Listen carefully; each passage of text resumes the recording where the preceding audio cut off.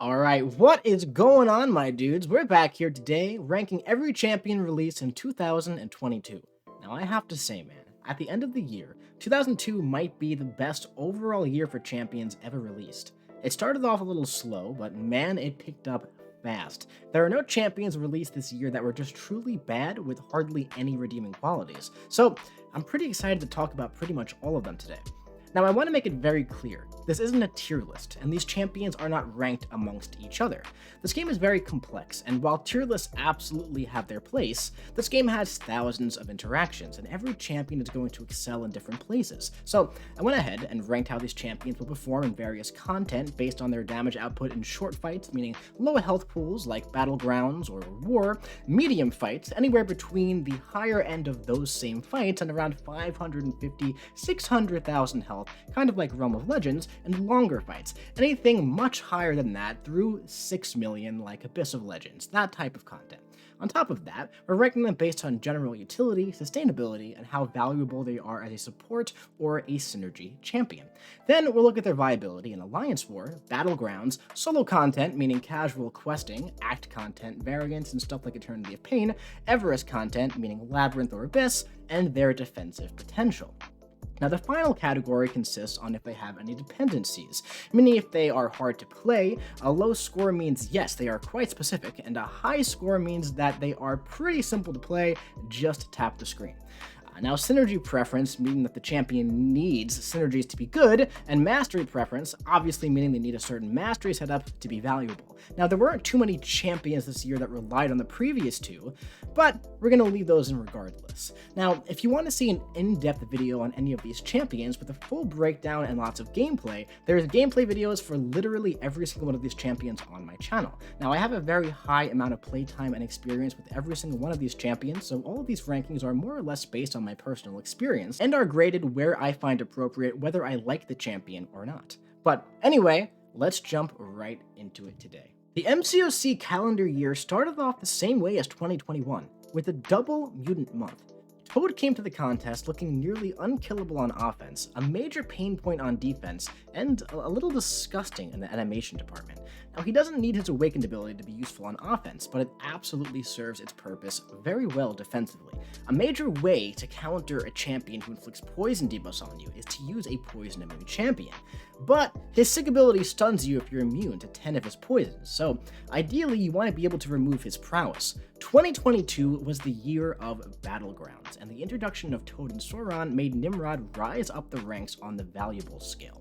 Now, his damage is solid enough in vanilla matchups, but he excels particularly well against skill champions who shrug his debuffs, making him an excellent Nick Fury, Kingpin, Mole Man type counter. His sick ability is not needed offensively, but it will increase his overall damage output, granting him additional prowess and increasing the stun duration from his tongue attacks. Now, one downside to his damage rotation is that his special 2 removes all of his prowess, hurting his viability in longer content. Now, his regen is paused while you're attacking the opponent, so he's exceptionally sustainable even when you get hit. But in general, Toad is an excellent two-way champion and very underrated offensively. 2 weeks later, we got the coolest looking dinosaur in the entire game. And now, what Sauron is lacking in damage, well, he's also kind of lacking in utility as well. You see, he's immune to poison and power steal, 95% resistant to bleed, and his regen rate can't be decreased. So that's good, but to get maximum output out of him, you have to play him very aggressively, and sometimes things don't always line up based on RNG.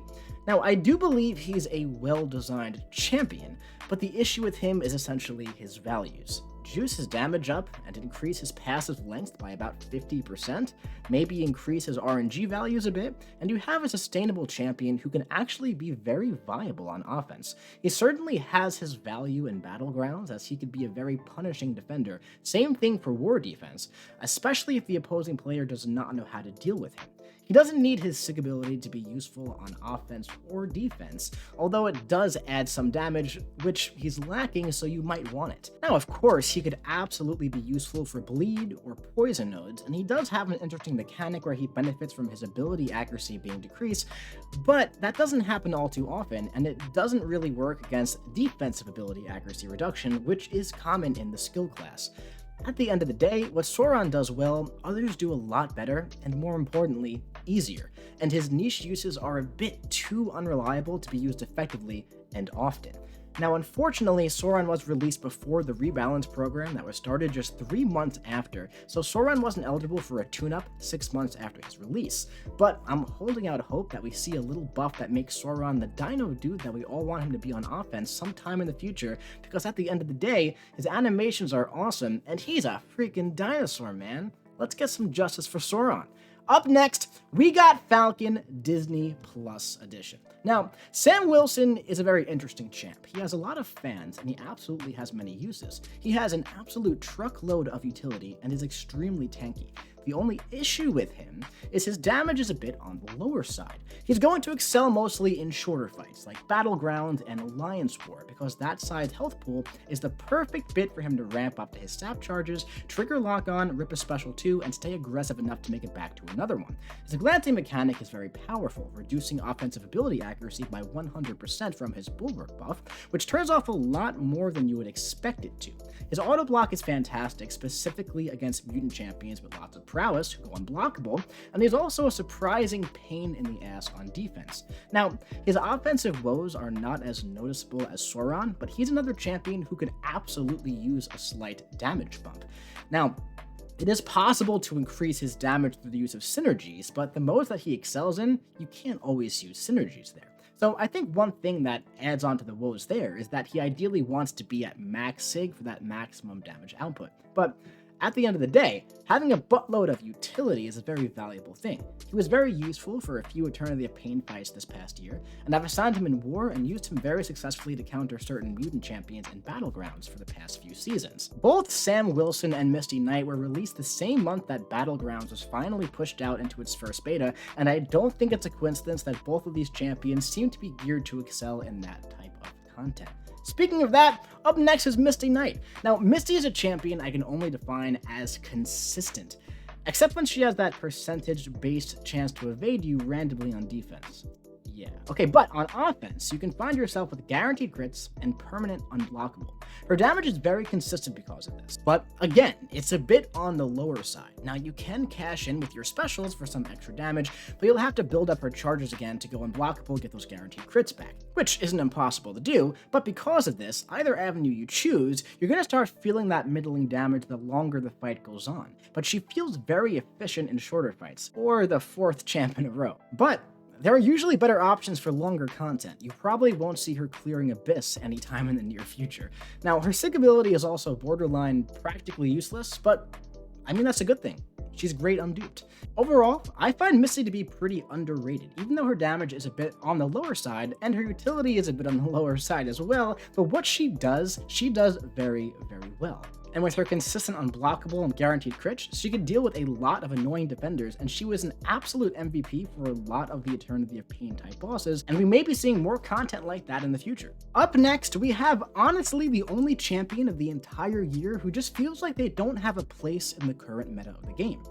Captain Britain suffers from the same problem as Sauron, where she isn't a badly designed champion, but offensively, she's just kind of forgettable. She has interesting utility, and having easy access to certain debuffs, but the appeal of that goes away when you realize you can't refresh or stack them. When it comes to damage, she takes a decent bit to get going, but she could have up to 25 prowess effects if the opponent purifies 25 of her debuffs. Now, she is pretty great at punishing shrugging skill champions, but then again, so is Toad, who came out just 2 months prior, and so is Bishop, and OG Storm, and a few others as well. She's pretty tanky, and she gains pretty significant block proficiency from her sig ability when her debuffs are purified, and I do think she could be a useful champion for certain niche defenders in War and even Battlegrounds, and she isn't a common champ, so she could be tricky in certain metas on defense. Maybe I'm underrating her a bit, but she's one of the only champions released this year that I don't own, and she came out a while ago. I just never see anyone use her, and since other mutant champions just straight up do what she does better, nobody really wants to. But I would love to be proven wrong. Like I said, she isn't a bad champion. If I pull her, I would probably rank her, and I actually think with a few tweaks, she could be very good. Increase the potency of her buffs, make them longer, allow her debuffs to stack to shorten her ramp, and fix the utility gaps, and you can have yourself a pretty solid champ. And up next, coming along with Captain Britain, we have the runner-up to the winner of the 2021 Champion Selector Vote thingy, Omega Sentinel. Now, Omega Sentinel was announced, and lots of people were very happy to see it. She has a truckload of utility, is incredibly sustainable, and actually has the damage to go along with it. She's immune to Nullify, and Fate Seal takes no damage from bleed or poison, and actually gains regeneration every time she's inflicted with one of those effects. Now, on top of that, her ability accuracy can't be lowered against mutants, so Magneto and Domino don't pose too much of an issue for her. She's totally playable unawakened, but gains some extra energy resistance and additional damage based on certain circumstances. Now, personally, I've never been the biggest fan of playing Omega Sentinel, despite how effective she clearly could be. Now, I personally find her debuffs to be a little bit too short for my liking and not worth the stressful playstyle to keep them active. That's my biggest issue with her and always has been. I wish the debuffs were longer, or the pause was longer. Another thing I personally dislike about her is how she consumes all of her Incinerate or Plasma on the opponent with her Special 3, making her a bit of a drag in longer fights if you can't kill the defender with your Special 3, since you kind of have to ramp all over again. But in shorter fights, like War Battlegrounds, again, kind of sensing a theme this year, she does really quite well, man. In my opinion, she's not a top defender, but she can really ruin your day if you mess up against her or you don't know how to fight her. This makes her a very solid dual-use champion, and she is very, very versatile for lots of solo content. Now, a lot of people were actually worried she was going to get nerfed. Previous few champions were a bit underwhelming, but I just don't think they had the crystal ball that showed them some of the champs that were coming up in the following months. Coming up next, we have a very underrated champion, Black Cat. Now, Black Cat came out, and a video of her soloing Labyrinth of Legends fights in record time just exploded like wildfire. But the Black Cat hype kind of fizzled out ever since, but there are many players using her very effectively to counter some very tricky defenders. Now, she takes a little bit to get going and is pretty tough to play if you want to truly maximize her damage output, but if you line up a special 2, man, that bleed damage is absolutely freaking nutty. Her defensive ability accuracy reduction is very strong, although it takes a bit to get going as well, making her more viable for champions with defensive triggers as opposed to nodes. Now, when she fails an ability, all of her debuffs and passives are paused, which is what makes her so game-breaking in Labyrinth, because she's consistently pausing all of her debuffs and passives because she's stopping the Labyrinth evade. Now, her Sig ability is mostly defensive, but it can still be nice to have in case you mess up. She's a really great Thing and Hulkling counter, because Hulkling triggers buffs when you contact him, and Thing can't gain his rock stacks. Now, as more tricky defenders are added, I can only see her value going up in the future. Her damage output is absolutely nutty once you've built her up, and in my opinion, she's a little bit too frail to use in Alliance War. Although she could be effective, I really do think she has a lot of potential in Battlegrounds though, and obviously in Everest content like Labyrinth, she is absolutely busted in there. Now, is that mechanic going to return in future Everest content? We don't know, but as of right now, she's absolutely incredible for Labyrinth. Up next, we have Scorpion. And I mean, can we just look at this for a moment? Is it even wrong, though? I mean, this guy is just absolutely ridiculous from top to bottom. One of the most valuable attackers in the entire game, a royal pain in the ass without a proper counter on defense, a vital synergy partner for multiple champions, higher block proficiency than Captain America Infinity War, and if he's awakened, he can siphon willpower healing off the defender after his special 2 and block unblockable special attacks. He rinses War and Battlegrounds fights in under 40 seconds, and the longer a fight goes on, the higher his damage output can get. Now, all of these stats are without his Agent Venom synergy, which can raise his damage output even higher. This synergy isn't even necessary for him, but holy crap, man, it makes him borderline broken. I soloed Abyss Luke Cage, about 6 million health, in under 4 minutes with him. His utility is off the charts as well. He could be immune to poison, shock, and he's the only rupture immune champion in the entire game, making him the best Rintrah counter by a lot who is a super meta defender. He can also select which debuff he's going to apply, allowing him to fight poison and shock immune champions as well. Now, even against debuff immune champions, he can use his special 3 to gain fury buffs instead. He has a very powerful taunt on his special 1, a petrify on his special 2, and he even has access to a refreshable slow debuff on his heavy attack from the Toad synergy. Now, the synergies that he gives to Stealthy, Agent Venom, and Spidey 2099 are also just top of the line. Now, obviously, he's a tippy top 2-way Battlegrounds champion, outstanding in Alliance War, and an absolute unit in solo and Everest content. His playability score has a bit of a caveat here, since you obviously will get the most out of him if you charge your heavy attack and intercept the opponent with your special attack, but honestly, more often than not, I simply spam special 1 and force the defender to knock themselves out due to all the power sting damage that he applies.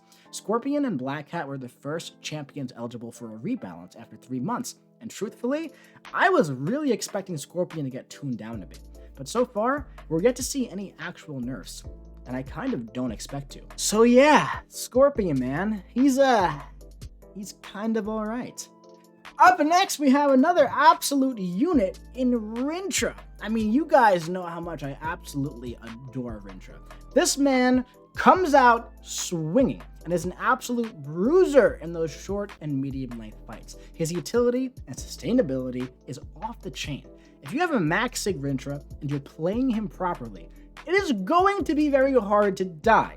He's very usable on Awaken, but that extra regen he gets from his Sig ability when he's unstoppable, oh my god. His specific root mechanic is probably my favorite ability in the entire game. From the first moment that I saw it, absolutely fell in love. Root him up in the corner and tap the screen until the opponent is knocked out. And if the special 2 crits, that's a big yellow number. Alright? So, she's an absolute hard counter to so many of the toughest cosmic defenders in the current meta. And one thing that I love about him is that if you mess up and get hit, you still apply the neutralize to the defender. Now this of course makes him a real pain in the butt on defense as well, but it's very valuable offensively because if you think you're always going to have perfect fights, you are kidding yourself. Now, once the health pools get a bit over 1 million, that's about when you get tired of throwing his special 2 and starting from scratch, so I really would not suggest bringing this guy into Labyrinth or Abyss anytime soon. But raise your hand if you've ever timed out to a Rintrah in Battlegrounds. Come on, don't lie. No one's going to judge you. Raise your hand. There you go. There you go. That's what I thought. Now, not only is he phenomenal on offense, he is a brick wall on defense without a counter. One of the most valuable champions in the entire game currently, in my opinion, especially if you play Battlegrounds or Alliance War. And for pretty much any cosmic defender you come across, almost anywhere. This may surprise you, but Rintrah is easily my favorite Mystic champion in the entire game. Speaking of Mystics, we got Wong. Now, Wong is funny, man. When Rintrah and Wong were first announced, most people were expecting Wong to be the better of the two, which is surprising to me. It was always really shocking to me, based on how important Rintrah was in that Scarlet Witch movie, but as time moved on, well, that just wasn't the case. Now, I feel like we've sung this song before, but Wong isn't a bad champion. He just needs a little bit to get going. And then he lacks that general utility to make that ramp up worth using him over a lot of other Mystic champions. Now, that being said, I do feel like Wong is a bit underrated at the moment. He's a solid dual-use champion who has the means to counter certain meta defenders pretty effectively. But I am hopeful that there will be future Everest-type content released where he's really able to ramp up and shine. Once you build up his stack of spells, he is incredibly sustainable, and his damage output is pretty solid. His Sig ability allows him to choose which spell he starts with and speeds up his ramp a bit, which is definitely something he likes to have, but he's very playable on Awakened. I think my favorite thing about Wong though is how much fun he is to play. Charging heavy attack and gaining like 50% of your entire power bar in about like 1 to 2 seconds and throwing an unblockable special 2 is so much freaking fun, man. It's just a shame it takes a bit to ramp up to really have it have that meaningful impact. But up next we have another absolute bruiser, dude. Hulkling is phenomenal from top to bottom. There are so many champions released this year who are just A+ on both offense and defense. Again, the year that Battlegrounds became a thing. One thing that's very valuable with Hulkling is that if you play him properly, his damage will be very consistently high, whether the fight is short, medium, or long in length. He doesn't need his sig ability to be valuable, but at a high sig, the length of his fury is long enough to keep his damage high and steady while spamming special 2s and wiping out the opponent's health bar while remaining very sustainable. I think one thing that makes Hulkling such an effective champion is that he's actually quite simple. He's immune to poison and shock, also power burn, power drain, and power steal. He has shapeshift charges and converts them to pierce buffs when you hit the opponent's block, goes unblockable when you gain 5 of them, gains up to 4 aptitudes when he hits the opponent, and gains regen, and eventually goes indestructible when he gets hit. Now, every time he converts a shapeshift into a buff, he also gains a burst of power. Now, all of these things make him a threat on both offense and on defense. He was the first champion with an Intimidate debuff, and he has relevant immunities on offense that make him a prime Penny Parker counter, and if the offensive prowess wasn't enough, some would argue he's even more valuable for defensive purposes if your opponent doesn't have a proper counter. His value for competitive and solo content is absolutely through the roof, and while I currently don't love him for Everest content in theory, I wouldn't be surprised to see him excel there in the future when other Everest content is released. At this point in the game, the Cosmic class is pretty much the best, and Hulkling has a very strong argument for top 5 in class, and arguably even top 3. There really isn't anything bad to be said about Hulkling because his kit really feels like it has intent from top to bottom, and it all works beautifully together. He's a very well-rounded champion and one of the most valuable ones released this year. Now, we did talk about how troublesome he could be on defense, but up next we're talking about his perfect counter, Wiccan. Now, this guy is a very interesting champion. He's one of those characters where if you're playing him properly in the best matchup, he's just simply going to look like the best champion in the entire game. But he may slightly feel a bit underwhelming in shorter vanilla fights before he gets the opportunity to ramp up. Wiccan has a strong accents to a semi-permanent neutralize that he can keep up paused in various ways. And when the opponent fails a buff, or Wiccan is immune to an effect, well, they're going to receive an Incinerate debuff. Now, against defenders who will try to gain 1 or more buffs every time you hit them, they are going to absolutely melt, making his damage output obscene against champions like Hulkling, Gorr, Null, and other tough cosmic defenders. Personally, I don't love Wiccan when he isn't in these matchups, but as the game gets more complex, the class wheel becomes more important, and Wiccan does exactly what he has to do to be a top Mystic champion. He locks down cosmic defenders. That being said, his damage scaling for longer fights has the potential to be very, very, very high. He doesn't need to be awakened in order to counter cosmics, but for those longer fights, a high sig Wiccan is going to excel far greater than one that's unduped. Also, he'll be able to block unblockable hits from cosmic defenders as well. He's been one of the best null counters in Alliance War, who has been the current meta boss with the node shift a few seasons ago. And as previously stated, he shuts down some of the more annoying cosmic defenders in Battlegrounds, and he's tricky on defense himself for a variety of reasons. When you parry him, you gain a neutralized debuff on yourself, and if you dex with most champions, you will get incinerated. However, that's not the only thing that makes him annoying on defense. Normally, I wouldn't factor something like this into his defensive ranking, but the fact of the matter is, Wiccan has been live in the game for about 7 months now, and he's still causing consistent game crashes. Now, I hope this bug is fixed, and it doesn't happen when using him offensively, so feel free to rank him and use him anywhere you want. However, as of December 2022, Wiccan is still causing a very high amount of game crash, making him a champion you just don't want to fight. But up next, we have another very interesting one. We have Gorr. Gorr is the first champion to receive a buff in the new rebalance program, and this chart is mostly based off of his buffed form. Now, he was released, and he was largely underwhelming. He was always quite good against gods and elder champions where he could ramp up, but those are few and far between. His buffs were too short, and this made him exceptionally stressful to play without synergies. Now, after his buff, he's a very serviceable dual-use champion, especially in Battlegrounds. I know, shocking, right? Now, this guy was an absolute menace on many of the Battlegrounds defensive metas last season, even before his buff, and on certain spots of the map in Alliance War as well. But one thing that hurts him from a defensive standpoint is how easily he can be demolished by many Mystic champions and even a Ronin or Ghost. But if there's no counter, he can be pretty rough to deal with. He has immunity to heal block, which comes with a pretty big drawback though, in my opinion. He can't heal from willpower. Now, personally, I've always really hated this mechanic, and I just don't really see that trade-off being worth it. He has an interesting slate of utility though. He can place bleeds, shocks, and poisons, opening the door to damage on nodes where you need those respective debuffs. When he's awakened, he gains a solid duration on an undermine buff when he does light ending combos, making him a solid Penny Parker counter. And if you set him up properly, he can do some ridiculous damage over time in very long fights. And of course, his special 3s are exceptionally juicy no matter how long the fight is if you stack up enough debuffs. Even before the buff, he was usable on offense if the AI cooperated, and while I'm still not the biggest fan of his design, I think after the buff goes live, he'll be a genuinely very useful two-way champion.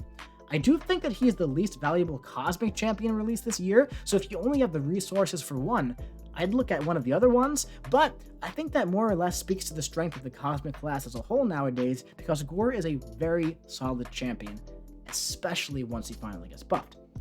Up next, we have a new MCOC fan favorite, Valkyrie. Now, you guys know me, right? Hitting the block is one of my favorite playstyles in all of MCOC, and Valkyrie does that really, really well. When you line up a big special 2 with multiple Pierce and Bulwark buffs, you are going to be gaining a very beefy Fury and doing a ton of damage through the opponent's block. She shines very bright in these short to medium length fights. When the health pools get a bit too high, she's going to have to ramp again, lowering her value a bit in those scenarios. But her playstyle keeps her very sustainable at the same time, and she has the utility to get around a bunch of tricky interactions. She is absolutely phenomenal in Alliance War and Battlegrounds, and could be decent enough on defense if you need. However, she shines much brighter as an attacker. She also has incredible synergies for Mr. Negative and MCOC, by the way, and she also boosts Odin's support capabilities even further. Now, she doesn't need to be awakened for pretty much anything that I just said, for any of her damage or any of the majority of her utility. However, at max sig, she completely ignores unstoppable effects with one Pierce effect and is immune to stun debuffs with one Bulwark. Now, I think her combo reversing mechanic is incredible and very unique. Now, she does have a unique playstyle that could take some time to get used to, and she isn't going to be for everyone. That's very important to remember. If you don't enjoy playing with her and playing with that playstyle, Valkyrie probably won't be the champ for you. But at the same time, if you're feeling that way and you happen to have her, I do suggest you give it a try, because I only see her value shooting up as time moves on. Now, up next, we have the winner of the champion vote thingy for this year. We have Quicksilver. Now, plain and simple, Quick Boy is a very, very valuable champion. Now, there are a lot of people who dislike Quicksilver for various reasons. There are a lot of people who love Quicksilver for various reasons. So, it's caused some people to call him overrated. It's also caused other people to call him underrated. But that sounds like a pretty fun topic for a different video. He has very high damage potential and a lot of valuable utility, on top of being rather sustainable, especially if you run the Inequity Mastery. But his evade could be very valuable for saving your butt while on offense too. Now, he has semi-permanent uptime on evasion and miss counter once above 300 momentum, and can parry non-contact attacks above 600. He isn't truly buff immune, but he doesn't gain precision from Dex, so he's solid at countering most Mystics without having to worry about Mystic Dispersion, and he's a top Wiccan counter, along with being able to do Buffet, Power Stack, and nodes like that. He also has decent enough passive power control, but to be honest, I've never really valued the way he applies his Wither compared to other Science champions like Spidey 2099, for example. Spidey's power control ceiling, especially when used with Anti-Venom, which he should be, is just much higher and more valuable in my opinion. And if you still think that Spidey is a noodle and lacks the hot damage output to rinse through Alliance War health pools effortlessly, then you just don't know what you're talking about there. But my issue with Quicksilver's mechanics is that you need to dex to apply Wither, and usually it'll apply a 40% potency if you run 1 point in dexterity, and that isn't too much, especially when using Quicksilver. You want to stay very aggressive and stack your Whiplash to build above 25, then use a special 2 to double it so it bursts above 50. So for me, those two design concepts have always kind of clashed. So while I don't value Quicksilver as a high power controlling champion, you don't always need very high power control. And when you do, use someone else. He is very effective at controlling lower potency of power control that isn't amplified from a node. Now, such as Dragon Man's Power Charge, Sorcerer Supreme's Power, Doctor Strange, and other Mystic champions who do the same kind of thing with those mechanics, playing very nicely into the class wheel once more. Now, while Quicksilver is lacking that hot out-of-the-gate burst damage that does happen to turn a bunch of people off, he doesn't take too long to ramp up, and very often his evasion and miss counter allow him to do so very effectively, and in longer fights, he can be extremely potent. Now, for current Everest content like Labyrinth and Abyss, he does have a bunch of things going against him, such as the Labyrinth evade and the combo cap in Abyss. However, Quicksilver is a very new champion. He's only been in the featured pool for about 45 days, and a lot of people still don't have him. I'd be very willing to bet that there are going to be future Everest content where he's going to be a tippy-top option for, based on his utility set and the ability to ramp very, very high after his special 3. Thinking of the Grandmaster Gauntlet, for example, there are a few fights in there I think he could be absolutely wonderful for. He's also a real pain in the ass on defense, especially on the right node, making him a wonderful champion for, say it with me, Battlegrounds. Now, a royal pain on the right node in Alliance War 2. He's another one of those champions, though, who has a bit of a unique playstyle that takes some time to get used to. So, some don't like him because of his animations, some love him because of his animations. But if you can master him, he can be a very powerful champion in your account and very useful for you, clearly. Now, while he can be used unawakened, and many people say he doesn't need to be awakened, I've personally never been the biggest fan of a low sig Quicksilver. At a high sig, the defender's combat power rate is reduced by up to 50% while they're stunned, and terminal velocity is increased by up to 5 seconds. That's a lot of seconds. 5 is a lot. That's a lot of seconds there. Also, this gives him the super speed mechanic, which is just one of the coolest things in the entire game. Now, maybe this is a real reason why I feel so strongly that Quicksilver should be awakened, but in my opinion, I just never thought that the super speed should be locked behind his sig ability, since it's just so iconic to the character, and he was the Summoner's Vote champion and everything. But that also sounds like another topic for a different video. So yeah, Quicksilver, incredibly valuable champion, clearly, for many, many different things. And moving on from a champion who seems to spark a lot of mixed feelings from a lot of people, we have one who I just don't think I've ever seen a bad comment about since the day of his release. We have Galan. I mean, the value in Galan when used in the proper matchup is just absolutely freaking absurd. Now, this was the first champion where I've seen the community seem to be in a combined fear that he was probably going to be nerfed after his balance evaluation. Now, in my opinion, despite being a bit too overpowered in those short competitive fights and a bit overtuned on defense, he does have his checks and balances. Now, take him into a very long fight where there isn't any power manipulation or armor ups on the opponent, and let me know how much fun you have. It's not gonna be much. You're not gonna enjoy it too much. Now, if you're power burnt in every hit in those long fights and giving them armor on contact, yeah, you know what? You're gonna do just fine, and he's probably gonna be the best option. But in general, shorter war, battlegrounds fights is where he's going to shine really, really, really bright. Now, on top of the damage and cheesy interactions, he also has a lot of utility. He's the first Cosmic Champion immune to Nullify and Fate Seal, making him neutralize his natural counter, once again amplifying the importance of the class wheel and hard counters in the game going forward. Another way to counter him is to spam specials, which Mystic champions just love to do. Mordo, by the way, is a really great underrated counter to Galan. And he's also vulnerable to stagger, so while he can't be nullified, he can be staggered. He's also immune to Power Drain, Power Burn, Power Lock, Special Lock, and gains increased physical and energy resistance as the fight goes on top of getting regeneration while he's in Harvest. Now, at first people were joking about how he's the Cosmic Apocalypse since he gives the Herald ability to Cosmic Champions the same way APOC does to mutants, right? Now, the Herald ability is just not as powerful as the Horseman ability is, but it's still very valuable, especially in certain situations. It makes any Cosmic Champion immune to Power Burn and also reduces their resistance to damaging debuffs by 7% per victory, up to 35%, making champions like Null and Hercules while running Suicides even more sustainable. On top of all of that, he's just so freaking easy to play.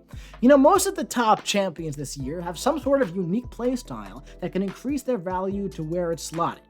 But with Galan, you hit the opponent, you use a heavy attack, and then you throw a special if you want to.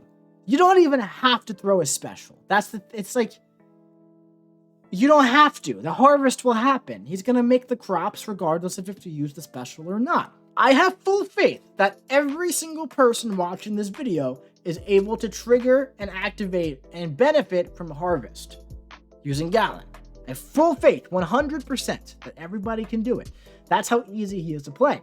Now, he's amazing unduped, but his Sig ability is what allows him to manipulate the power abilities and turn it into mass. So he's definitely worth awakening, but also worth ranking unduped as well. Now, on top of that, because it just clearly wasn't enough, while he's also awakened and Harvest is active, I feel like many people don't even know this, he's also stun immune.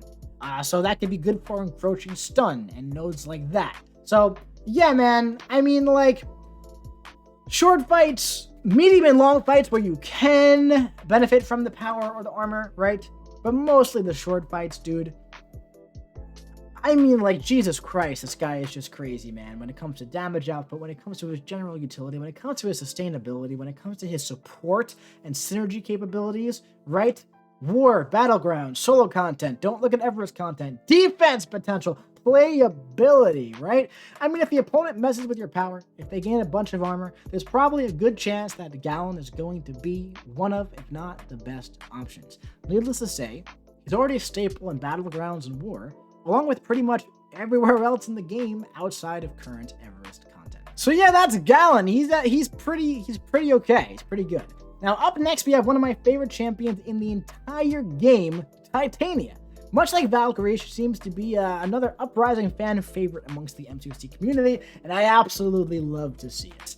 Now, Titania's issue upon release is that she was the third Science Champion released after Scorpion and Quicksilver, and was sandwiched right between Galactus and Doctor Doom. So, she had a decent amount of competition up front, but her damage is absolutely nuts. Amazing in short bursty fights, get the special 3 and win. If they aren't already dead, phenomenal in medium length fights, use a special 2, get the special 3 and win, and even good in longer fights as well. The thing is, once your special 3 rotation is up, you just kind of want to do it again, so this creates a bit of a lull in her damage output for the very long fights if you want to go for the fun heavy chaining after the special 3, which I do recommend you do because, oh my god, it's so much fun.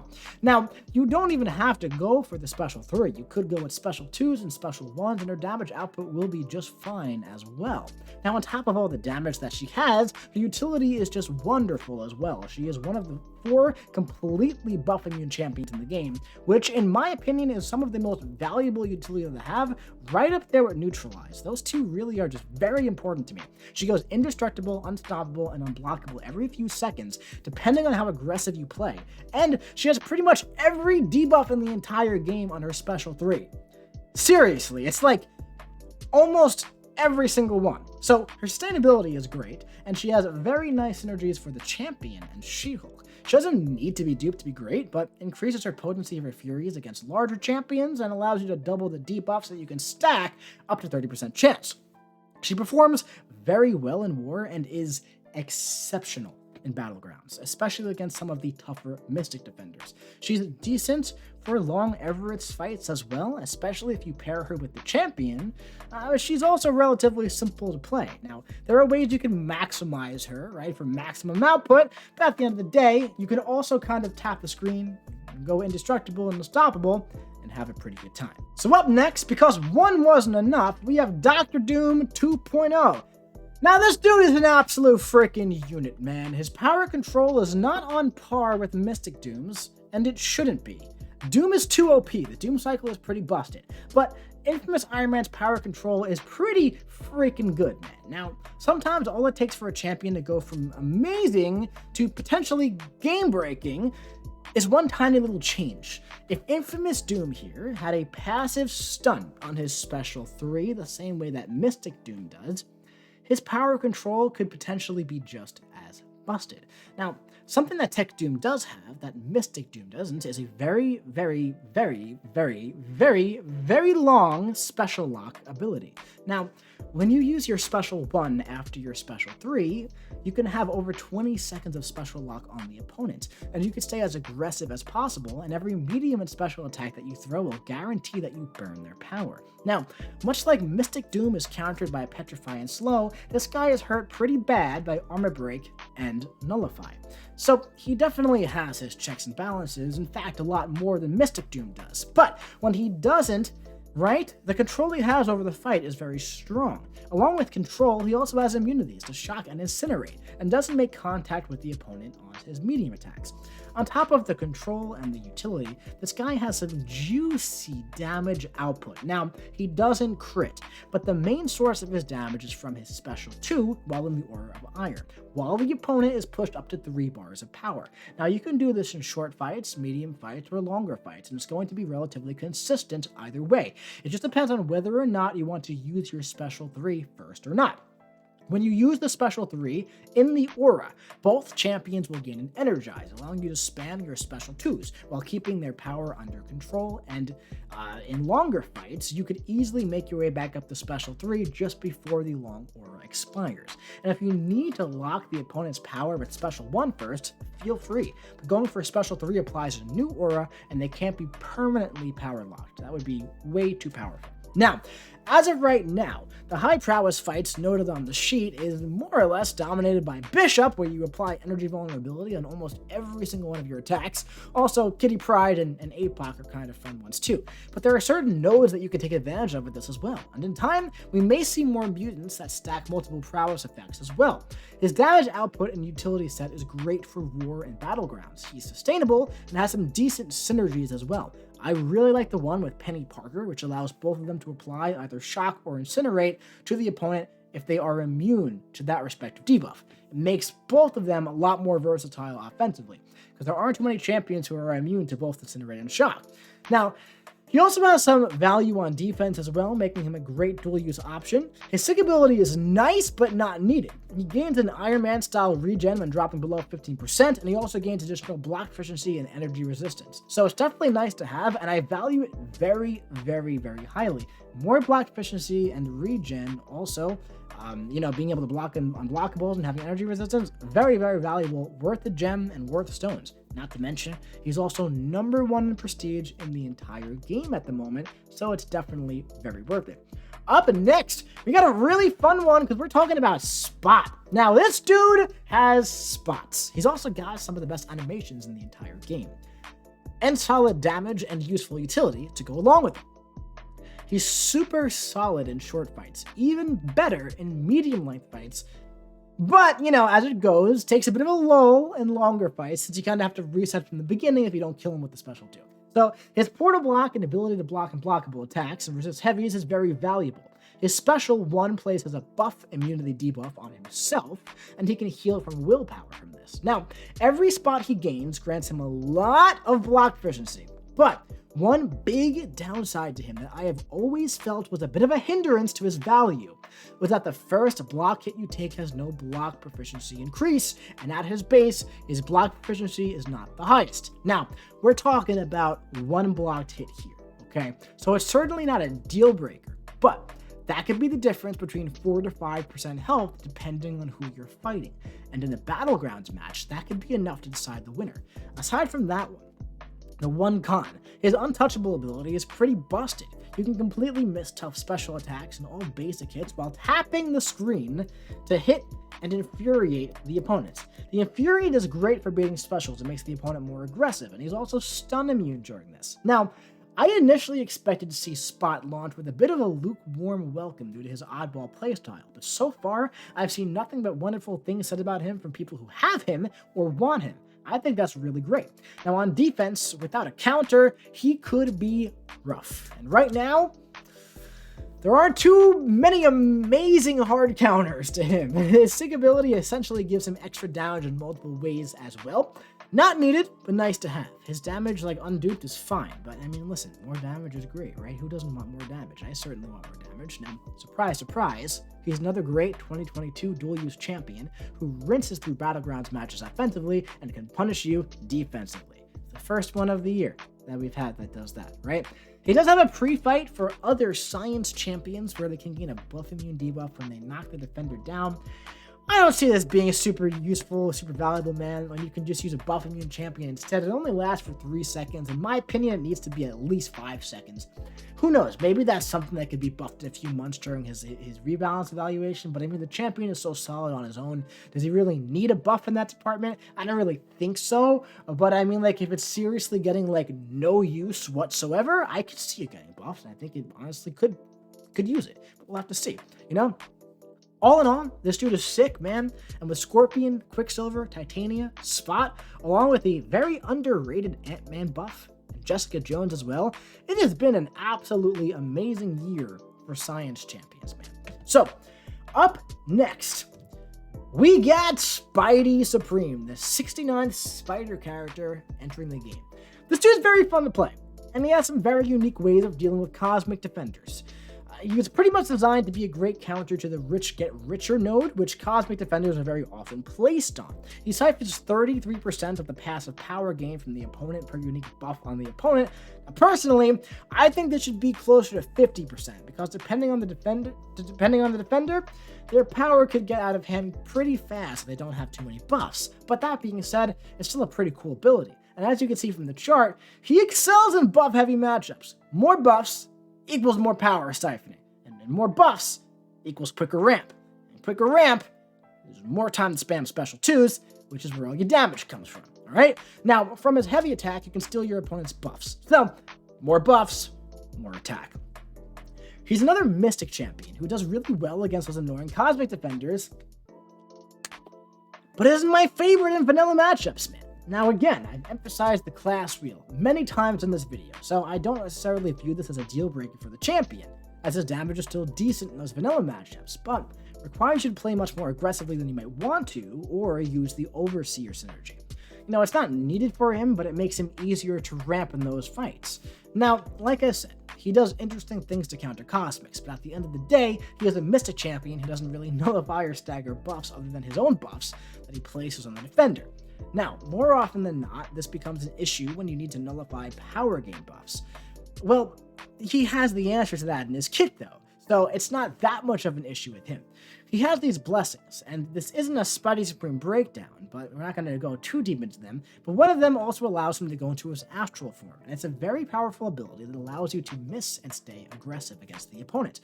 And when the opponent gains an unblockable buff, this activates with no refresh time. So his utility is solid for niche matchups, but a bit lower on the general side. In the right matchup, his damage output is very silly, and against champs who regen, his sustainability is very, very high. He's a great Hulkling counter, great for Cersei and Enquiries and Super Skrull, Hyperion, the whole Cosmic Squad.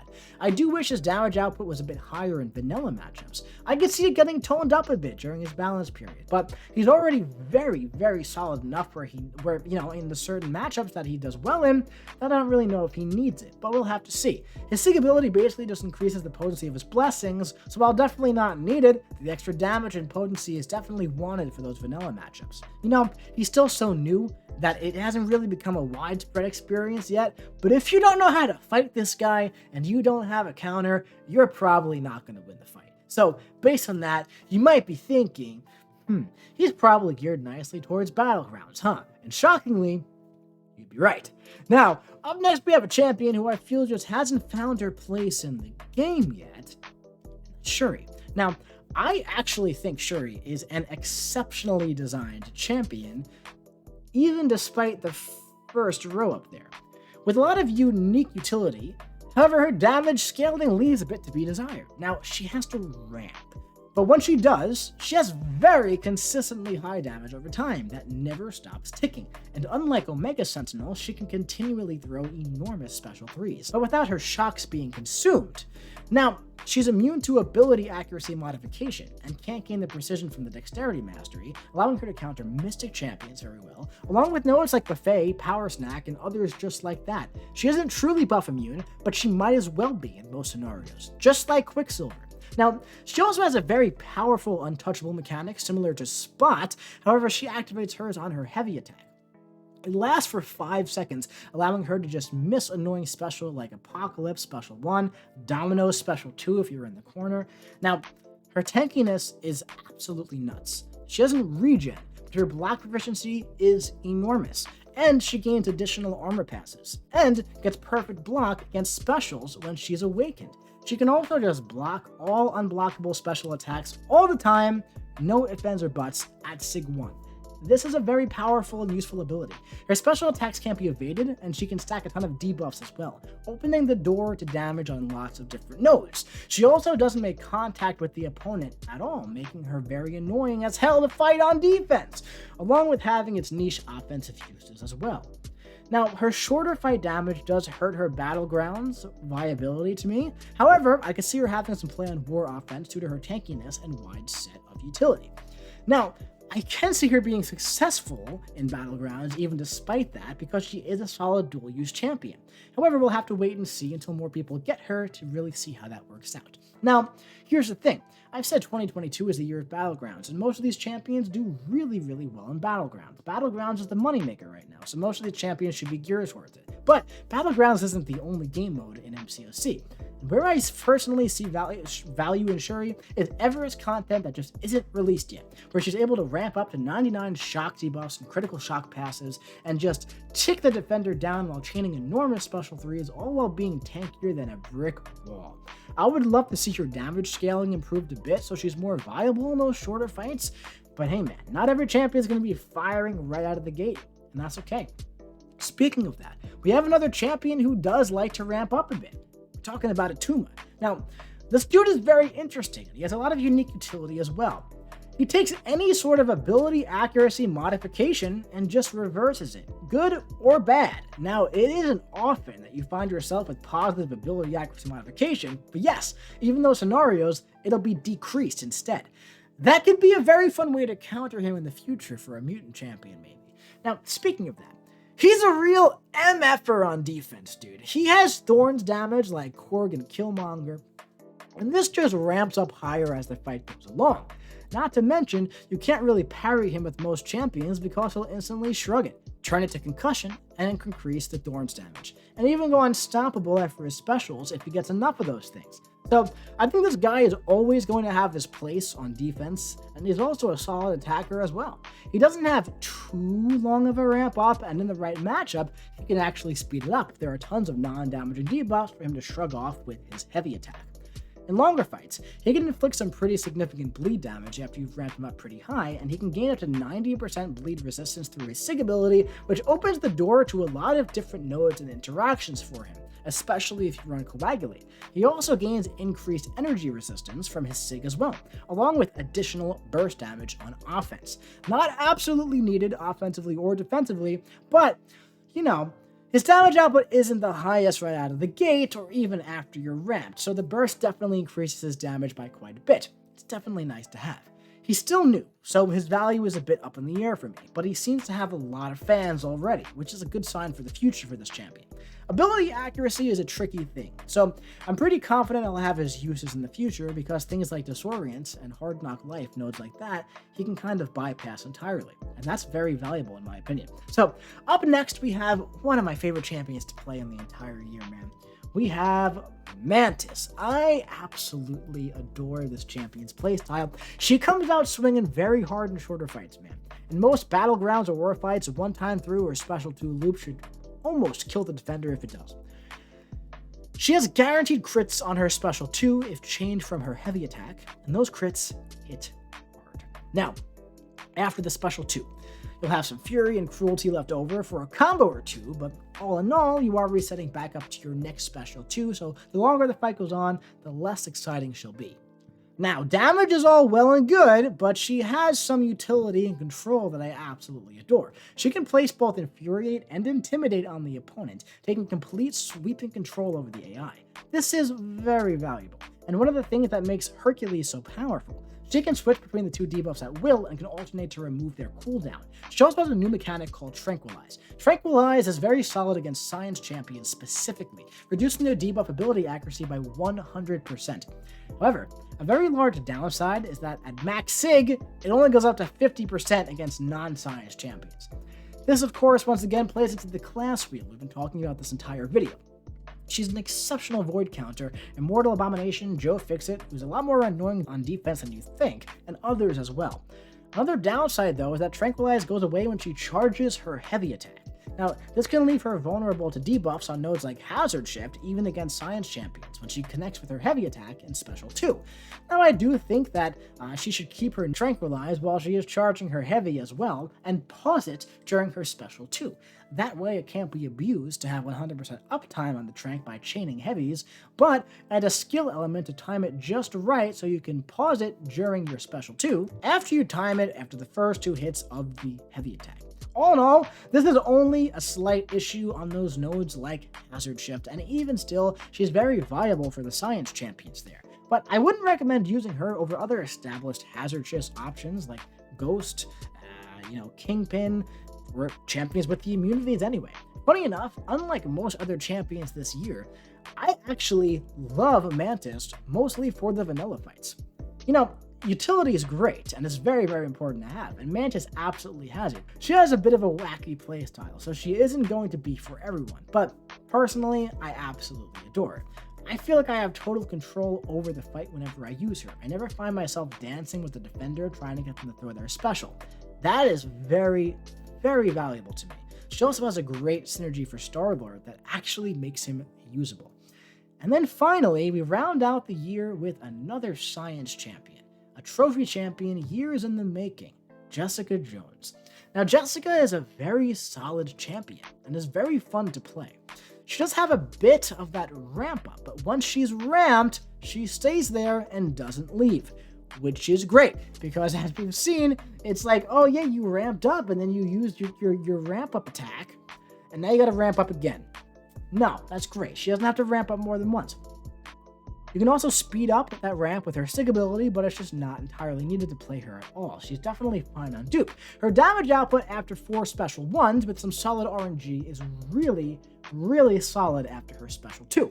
She also has a very powerful taunt, up to 180% consistent taunt on the defender after you reach your 10 investigation, which happens fast enough. Now, she also reduces regen rate and ability power rate by up to 70%. As you ramp, she'll go unstoppable, unblockable, and gain a resistance up passive when the defender throws their special attack, and she also gains inflicts up to 10 weakness debuffs as well based on the amount of investigation that she's gained. Because of this, she is exceptionally tanky, and she also has some regen from one of her special 1 items as well. The regen is random, but it's still potent enough to warrant her sustainability out of 10 when combined with her other mechanics. I actually think she could be a useful champion for war. That taunt and takiness is very, very valuable, so even though she doesn't start out swinging, having the defender just constantly throwing their specials while you're unstoppable and they have the weakness and you have the resistance up, I think she could be very valuable, man. She's also a really, really rough defender if you don't have a counter and can't kill her fast enough.